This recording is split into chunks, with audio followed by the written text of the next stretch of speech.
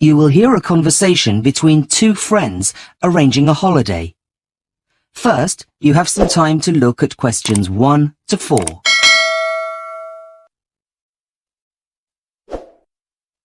Hi, Mike. It's Julie. Listen, I know you're really busy, but we need to book our travel insurance. We're leaving in a couple of days after all. Yeah, sure. I'm on my lunch break, so go ahead. Okay. Well, my first question is, what type of insurance do we need? I wasn't sure which to choose. Do we want the bronze, silver, gold, or platinum type of policy? What's the difference? Well, the first only covers medical expenses. The second covers medical and our baggage. And the gold, all of that, plus cancellation, and the platinum covers everything, including legal expenses. Okay, well, if we're travelling in 2 days' time, we don't really need the cancellation policy, do we? What do you think? Well, personally, the only thing that's really necessary is the medical cover. Yeah, but would you think that if you had everything stolen? Yeah, maybe you're right. Let's get the gold. Sorry, don't you mean the silver? I thought we agreed that we don't need the cancellation cover. Oh yeah, you're right. Silver it is. So, how much is that going to cost us? Well, there are 2 of us, so let's see. It's £25 for single cover and £40 for a group of up to 3 people. But there are only 2 of us. I know, but it's still cheaper than doing 2 individual policies. That would cost £50. Okay, group cover it is. Right. Now, how are we going to pay? If we pay by debit card, there'll be a 5% discount, but I only have a credit card, and there's a 2.5% charge for that. They don't have an office in central London, so we can't pay by cash. Oh, really? What a pain. Okay, well, I'll just have to use my credit card then. Oh, great. That's sorted then. What else is there? Well, you know that new expensive camera you bought and you were hoping to take some great pictures with? Yes? Well, the policy only covers equipment up to the value of £200, and didn't you say it cost £1,000? No, I bought it for $1,000. Yeah, but that's still more than £200, isn't it? Well, at the time that was around £500, but it's worth less than that now. Maybe only £300? So, to cover it, you'd need to pay extra. Before you hear the rest of the conversation, you have some time to look at questions 5 to 10.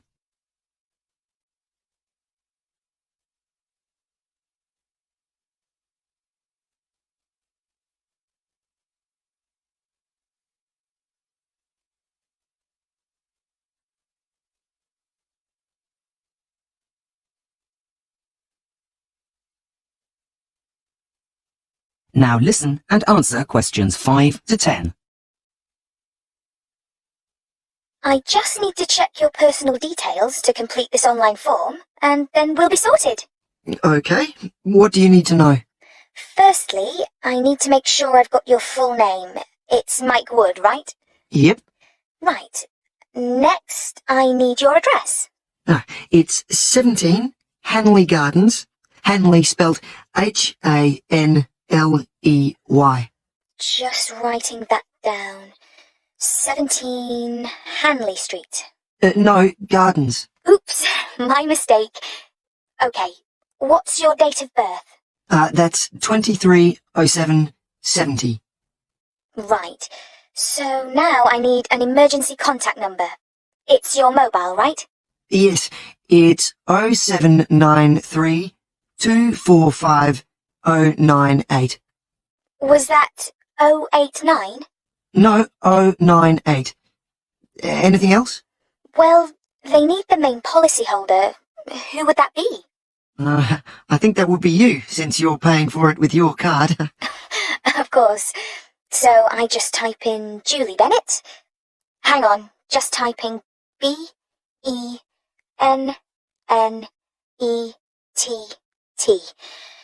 Okay, we're just about done. All I need to do is enter the dates of departure and return. Well, we leave on Friday, which is the 16th. No, it isn't. It'll be the 17th. Are you sure? Let me check my calendar. Oh, yes, the 17th. Right, so Friday the 17th of July, and returning on Friday the 31st. Hang on. If we fly out on Friday the 31st in the evening, it'll be the morning of Saturday the 1st by the time we get back, with the time difference. We don't want our policy to run out before we land now, do we? No, we don't. Okay, so return date is Saturday the 1st of August. Okay, my goodness, that certainly took longer than I expected it to. I hope our trip is worth it. Trust me, Julie, you'll love it there, especially as you'll have your own personal guide. Yes, okay. See you in a couple of days then. Bye. See ya. That is the end of section 1. You now have half a minute to check your answers.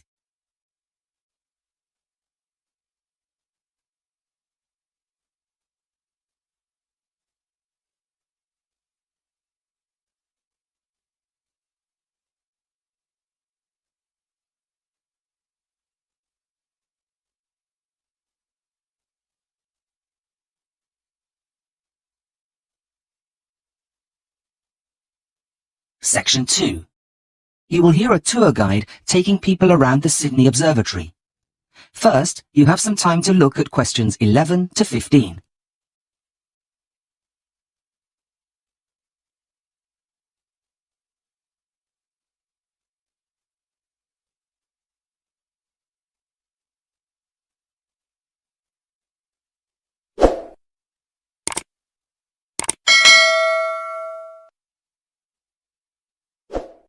Now listen and answer questions 11 to 15. Could I have your attention, please?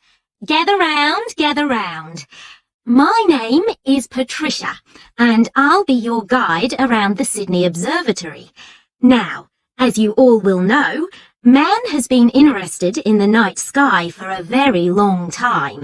Indeed, before the invention of the compass, it was used by sailors to navigate their way across the world's oceans. A kind of star map, you could say. Now, the site of the museum on Observatory Hill has its own interesting story. Before the colonizers arrived, it belonged to the Cadigal people, who may have even viewed the arrival of the new visitors from here, as this is the highest natural point in Sydney Harbour. The early Europeans then built a windmill on the site, though it didn't last for long due to its exposed position. A little while after that, the land was used to build a fort, which was to finally become the observatory that you see before you today. Now, let's take a look inside. To the left of the main entrance is the cloakroom, where you can leave your coats and bags. But please make sure you don't leave any mobiles or valuables, as staff cannot be held responsible. The museum is open during the day until 5 p.m, so please collect belongings no later than 5:15, and please vacate the building by 5:30. No new admissions will be allowed after 4:30 p.m. After you've left your personal items, you'll need to buy your tickets from the ticket desk immediately behind you, before continuing on the rest of the tour. The normal price is $8 for an adult and $6 for a child, though groups of up to 4 people can save money by buying a family ticket. This must contain at least 1 adult and 1 child, but no more than 2 children per adult. I'll wait for you on the other side of the ticket barrier by the coffee shop while you all get your ticket. Before you hear the rest of the tour, you have some time to look at questions 16 to 20.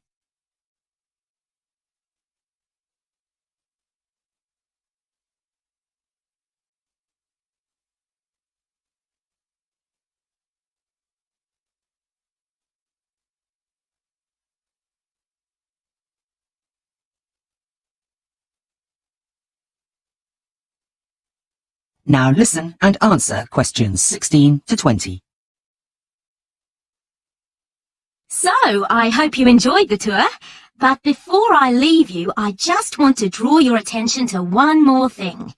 Your observatory ticket also entitles you to visit another of Sydney's famous sites at a 50% discount. You'll find lots on to keep the children entertained. For example, they've got sound workshops where you can have a go at being a DJ. This is called the Sound House, and you'll find it up on the second floor, just after the kids' playground. Look for signs for the Vector Lab workshops if you get lost. For those of you interested in fashion and design, the Lace Study Centre should not be missed.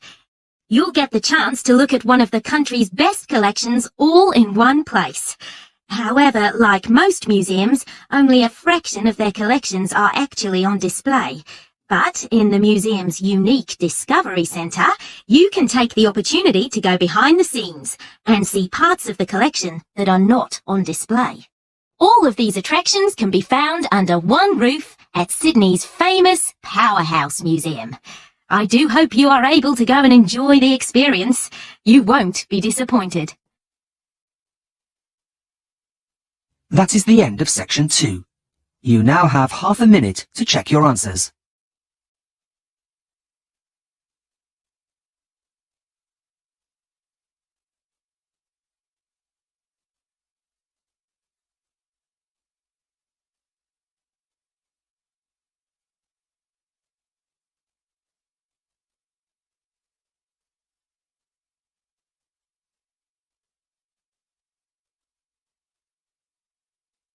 Section 3. You will hear 2 psychology students talking about an essay. First, you have some time to look at questions 21 to 26.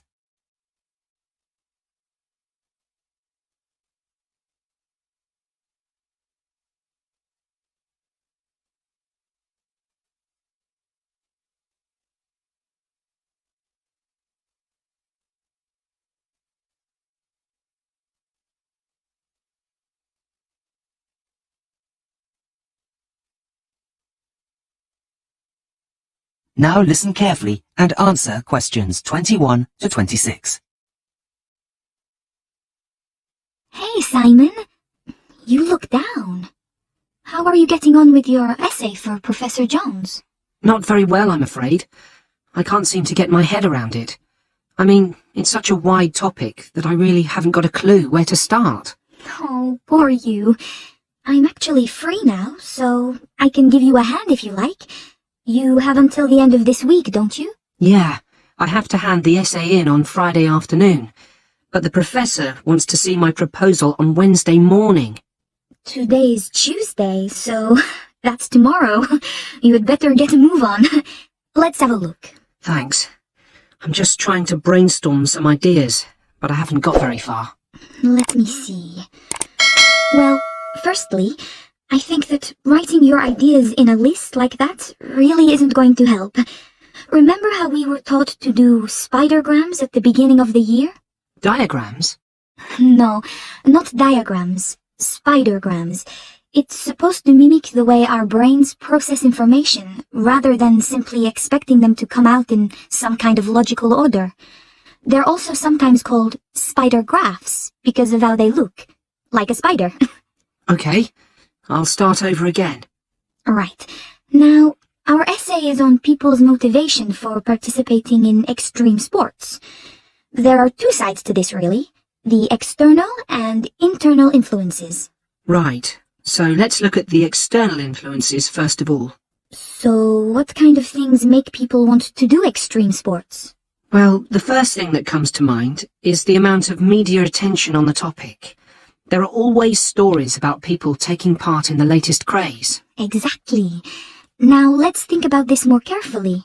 Why does so much appear in the media? I don't know. I've never really thought about it. Well, according to the published materials out there, it's a reflection of modern culture. Of course. Yes, you're right. Now, what about the factors that come from within the person? I suppose the most obvious thing to say is the adrenaline rush. Right. But what else? People would want to test their limits, which is a psychological need that all humans have. And there's one more thing that we haven't added yet. What's that? What all animals do naturally. Compete, of course. Right. It's the element of competition that drives all things to be the best. Now, why didn't I think of that before?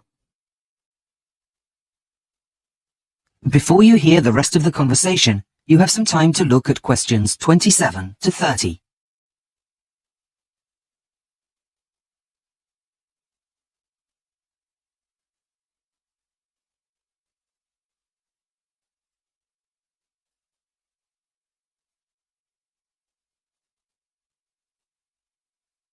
Now listen and answer questions 27 to 30.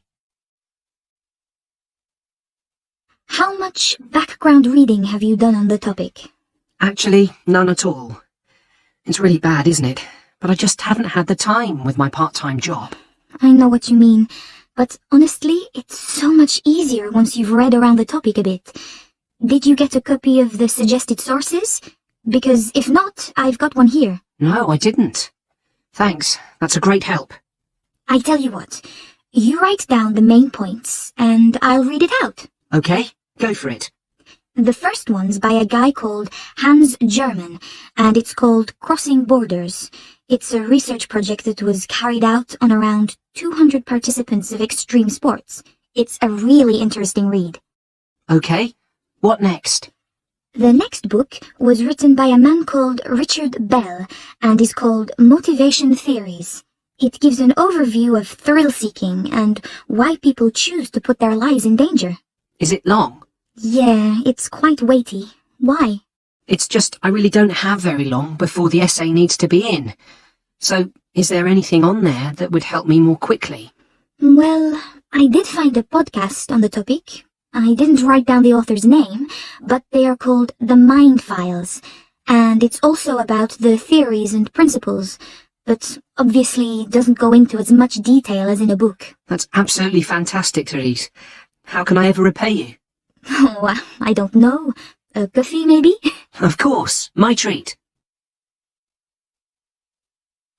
That is the end of section 3. You now have half a minute to check your answers.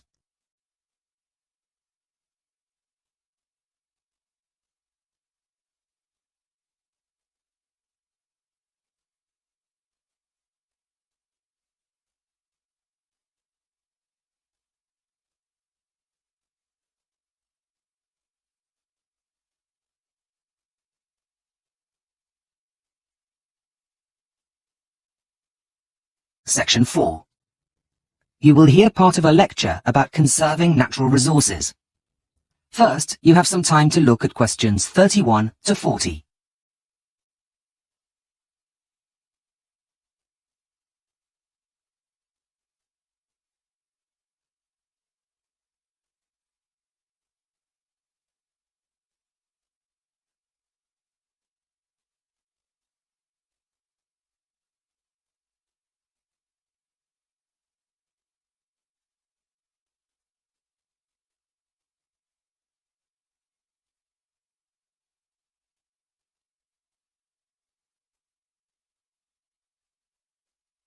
Now listen carefully and answer questions 31 to 40. Shall we start? Right, now, where did we get to last week? That's right. We were going to begin with a look at 3 of the world's most pressing problems, what has caused them, as well as looking at some of the many possible solutions. Top of the list is air, water, and soil pollution. With an ever-increasing demand for food came the increased use of chemical pesticides during the late 1960s. Now, some of you may say that this isn't the ultimate root of the problem. Overpopulation is, but you would be missing out a very important step. The increase in population didn't in itself lead to the pollution of the air, water, and soil. What caused the problem in the first place was a move away from traditional farming methods, thanks to advances in technology. Ironically, the answer comes from past farming practices. Well, thankfully, the revolution has already begun. Organic farming and a respect for nature's cycles is the key to solving the problem. In second place, though inextricably linked to the first issue, is the problem of the natural resource depletion. By that, I mean not only fossil fuels, such as oil, coal, and gas, but things we all too often take for granted, like fresh water and essential trace minerals in good quality soil. The main culprit, or guilty party here, is wasteful past management practices from those in power. Even though we knew that there were only finite supplies of traditional energy sources, we behaved like we didn't. The phrase that springs to mind is ignorance is bliss. But what about a solution? Again, the process has already begun.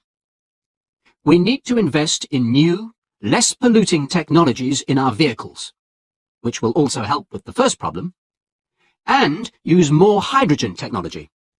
That is, produce car engines that run on water. That's the way forward here. Not good drinking water, of course, but saline water, which is in abundance. Finally, we come to the last problem, that of unequal wealth distribution. Every year, more and more land on the planet is owned by fewer and fewer people, which is in direct contrast to the world's growing population. And the reason for this? Quite simply, the greed and corruption of those in power, I'm afraid. The only way to solve this one, and it's a biggie, is for the countries of the world to work together in solidarity rather than against each other in isolation. Now, although the solutions I have presented are viable, it doesn't mean that they're without their own potential problems. Firstly, making these kinds of changes is going to be expensive in the short term as we invest in the research and development of new technologies. Secondly, there's also the issue of popularity. It's the politicians of the world who need to make these changes.